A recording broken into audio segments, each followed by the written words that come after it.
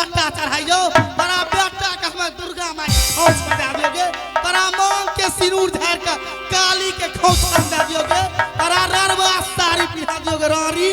बैठ खाओ की हमें जइया सब आउ एलिया तैया से कर धर के दबे खाए ले आ ई नहीं करता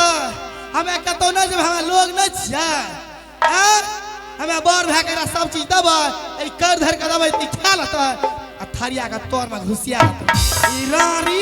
ई बार भए गेले ई देखे छ बाबू पौस भए गेले पौस आ हमें पाठी देखे छ आ देखवान ये बहिन कह छ नहीं कह लगे बहिन कह छ नहीं कह तारा मैं मानती हूँ आप बड़ी हो आप गाली दे रही हो गाली पर गाली ये हमें सुन रही है लेकिन बहन हम दोनों बहन झगड़ा कर लेंगे ये बात राज दरबार तक जाएंगे दोनों भाई में विवाद होना शुरू हो जाएगा हो सकता है दोनों भाई का प्यार बांटना शुरू हो जाएगा मैं विनती करती हूँ बहन छोटी छोटी बातों पर मत ध्यान दे इसलिए घर बिगड़ जाएंगे तो सरसार हंसना शुरू कर देगा कि देख दोनों भाई में कितना मिल्लत से रहते थे आज देख एक औरत के कारण उसका घर बर्बाद हो गया है मैं विनती करती हूँ बहन अरे छोटी छोटी बातों पर समझदारी देखो घोग तोर से बाऊ भोग लगबै छे हम अगर झाड़ू पकड़े ला न आबै छे लोग त समझाबै ला आबै छे रानी आ काम करे ला न आबै छे कल के की काम में नहीं सटबो खाए में नहीं हटबो से छियै ई बात छौ एगे बिनती गे करै छी माहिनिया गे तो हारो के गे जा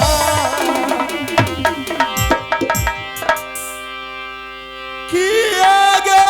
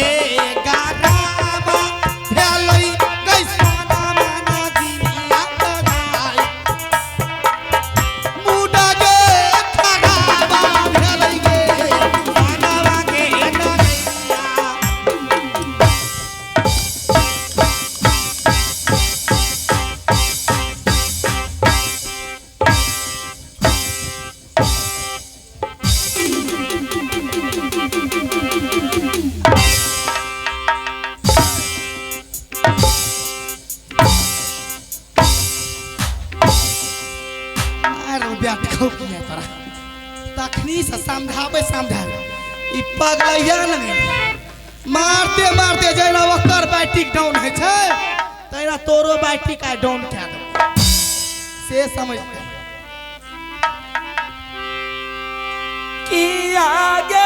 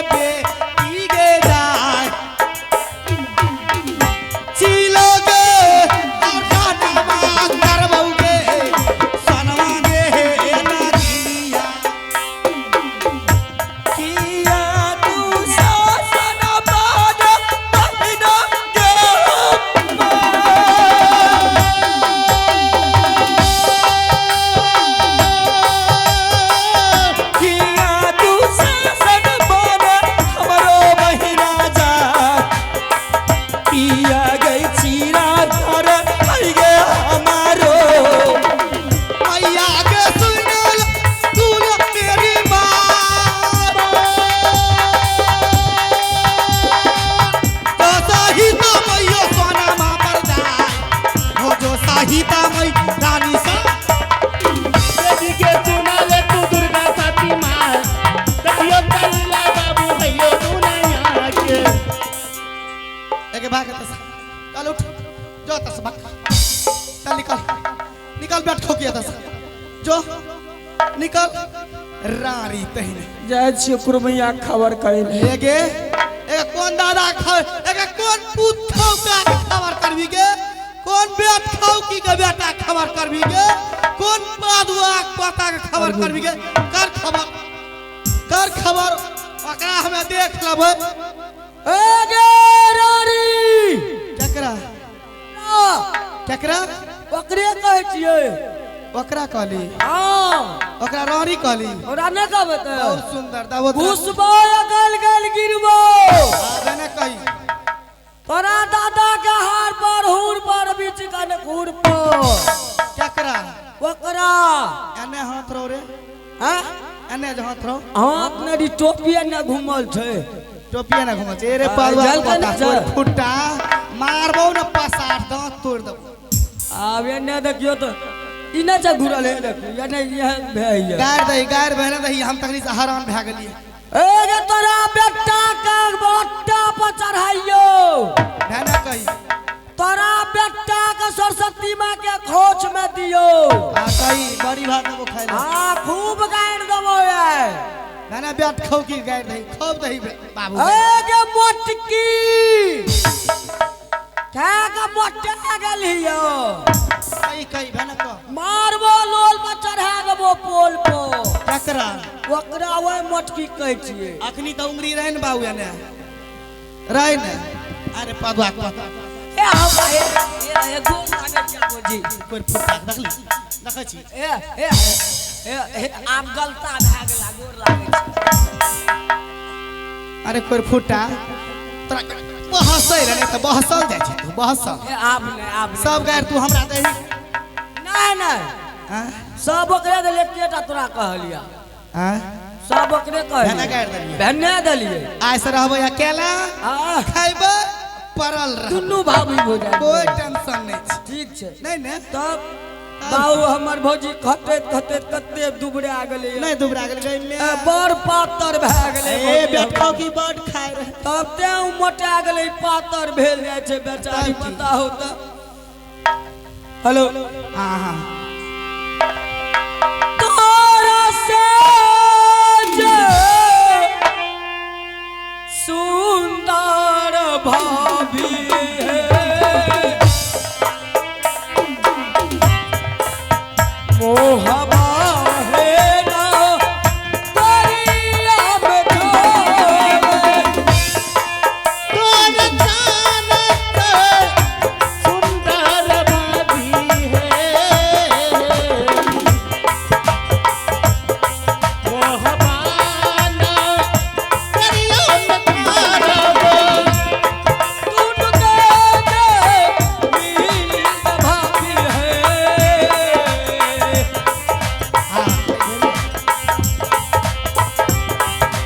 बाहे ना दरिया में रहबे नीली रमादी मोहबाना करियो रहब भागले में जाई जे ये भाभी जी मोहबा नगर मन है आज के दिन भाभी जी है मोहबा नगर मन है आज के दिन भाभी जी है मुगल आजू बगले में कलिया बाबी मोहबाना दर्शन है ना बाबिए मोहबाना दर्शन है ना बाबी है बगले में चलिए मोहबाना दर्शन है वाह सही की मैं मेरी बात सौतीन की बेटी नहीं मानी मैंने 1 से 3 बार में समझा चुकी 100 बार समझा चुकी मेरी बात को नहीं मानी तो मैं तो गज्जन करके रहूंगी रे बेटखोकी की बेटी मैं तुम्हें इतनी मारती मेरी डर से तू भाग गई रे तेरी तन पर की बस्तर तक खोल ली। जा अब तू बन की पत्ता चुन चुन के खा, पता अब तो चलेगी तेरी को। अब मैं आराम से मैं अकेली रहूंगी और मेरी एक पति मेरे बेटा, मैं जुग जुग राज करूंगी, आराम से भोजन बनाऊंगी खाऊंगी, तीनों व्यक्ति आराम से जिंदगी जियूंगी। और एक ये आवश्यक दुर्गा- सूचना है कि हमारे मेला कमेटी का कोई भी सदस्य सिकंदर जी से मिले और बीच में फरमाइश है एक चित्रहार का, तो मैं चाहूंगा एक चित्रहार मैं श्री आनंदी नाट्य कला परिषद के माध्यम से प्रस्तुत करूंगा। फरमाइश है के बाद रखे बेटी अम्हल के मैया सुन ले काली माँ कृपा हो गई जगदम्बा की। माता सुन ले काली माँ कृपा हो गई जगदम्बा की। मैया सुन ले काली माँ कृपा हो गई जगदम्बा की। माता सुन ले दुर्गा माँ कृपा हो गई जगदम्बा की। चल गई सोना महल चली जाई, चल गई सोना ये अब महल के। बच्चे बेटी महल बन जाए, बच्चे बेटी अब महल। जी हाँ, आइए मैं श्री आनंदी नाट्य कला परिषद के माध्यम से रुदल सिंह का जान,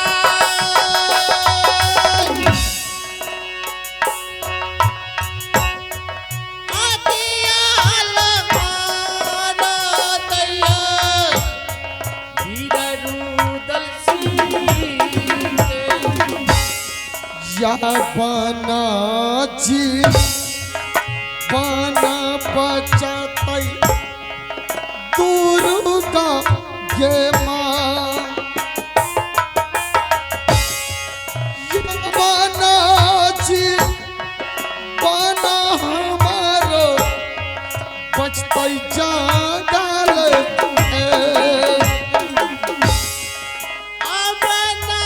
जीवना बच्चे, रुदल सिंह का जान,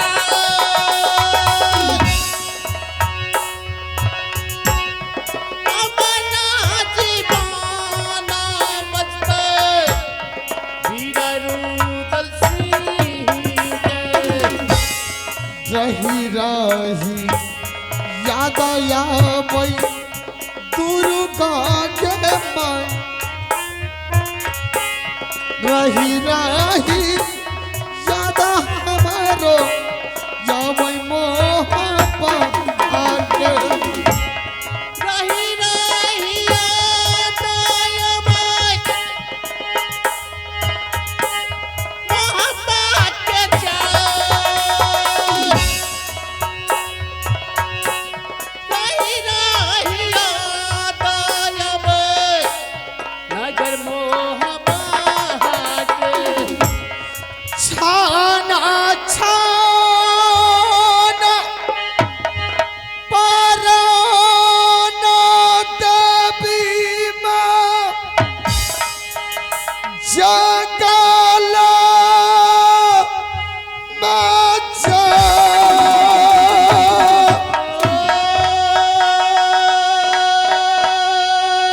या तमा पिया कुल हमारा आई।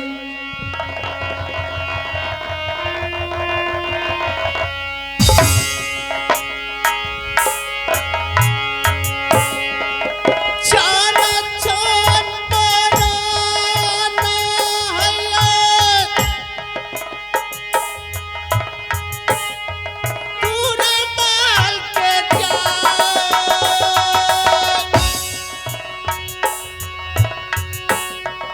आत्मा दिया तुला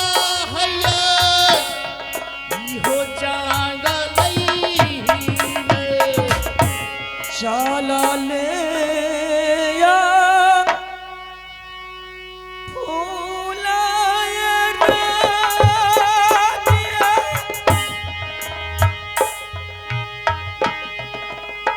स्वामी के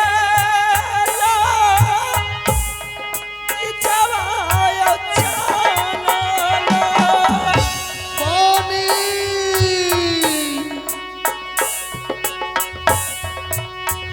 चल लो बाबू जंगल में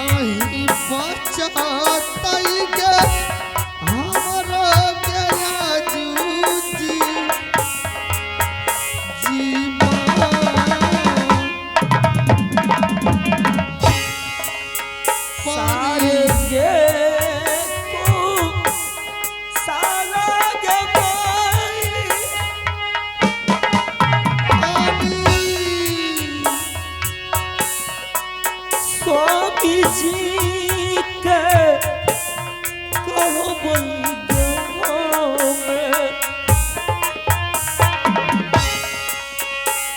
भाई मैया गे स्वामी नाथा भी दिया हवा जी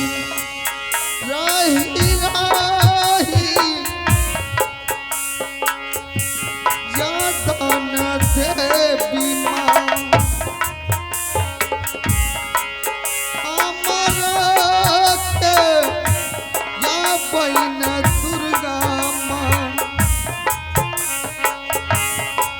या दया बैठे खाना माना जा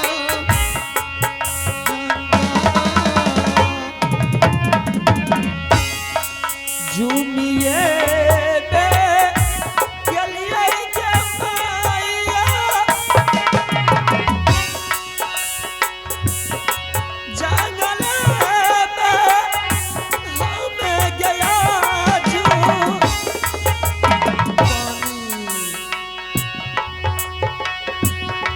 जुमलो मैया गे गाना बना जा जाना अलबाजी पानी के का राना न देवी माँ ये कौन है? तेज छापा राना न देवी माँ यत्मा व्याकुल जंगल में हमारो भाई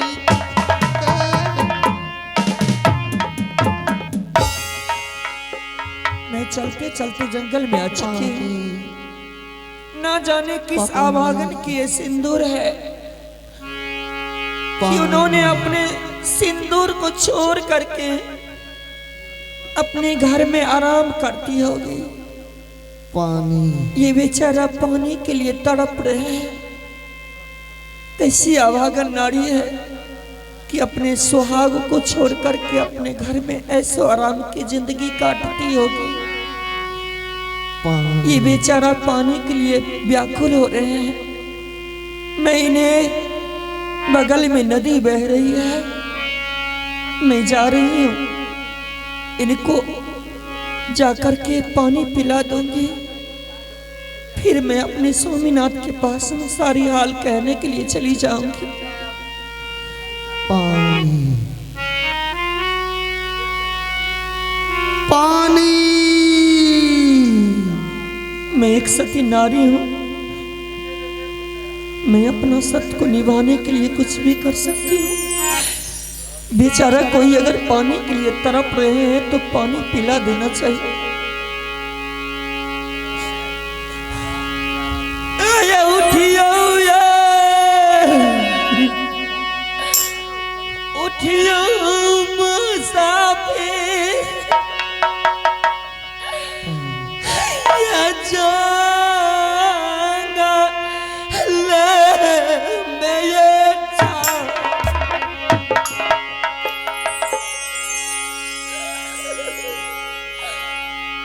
पानी आया पिलाई दे भैया।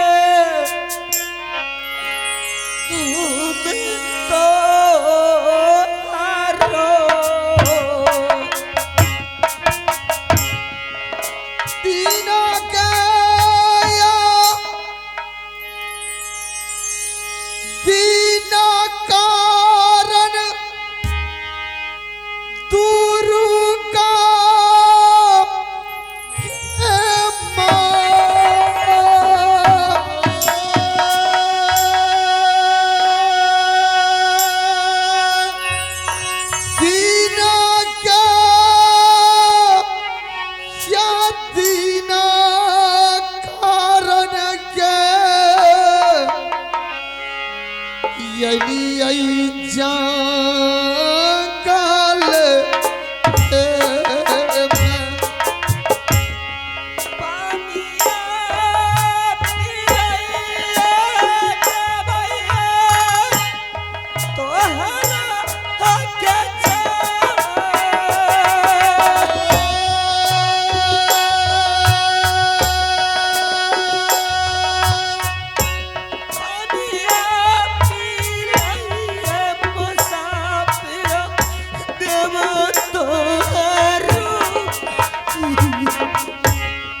रही रही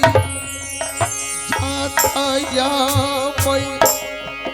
दुर्गा के माँ रही रही यादा हमारो या मैं जंगल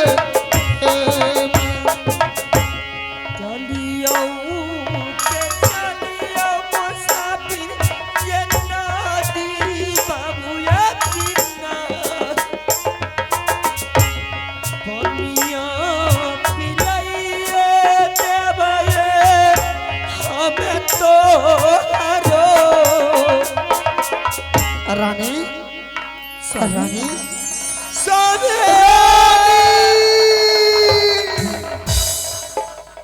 रानी तुम यहाँ आई हो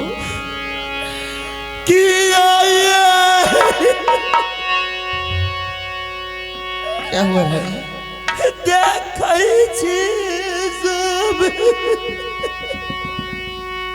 क्या हो गया तुम्हें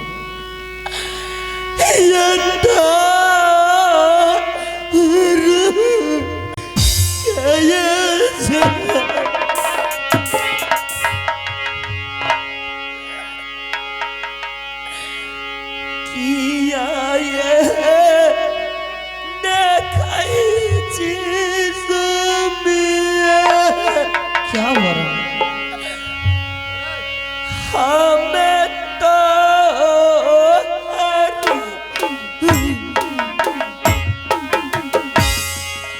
ये बनो जी बनो रानिया करिया के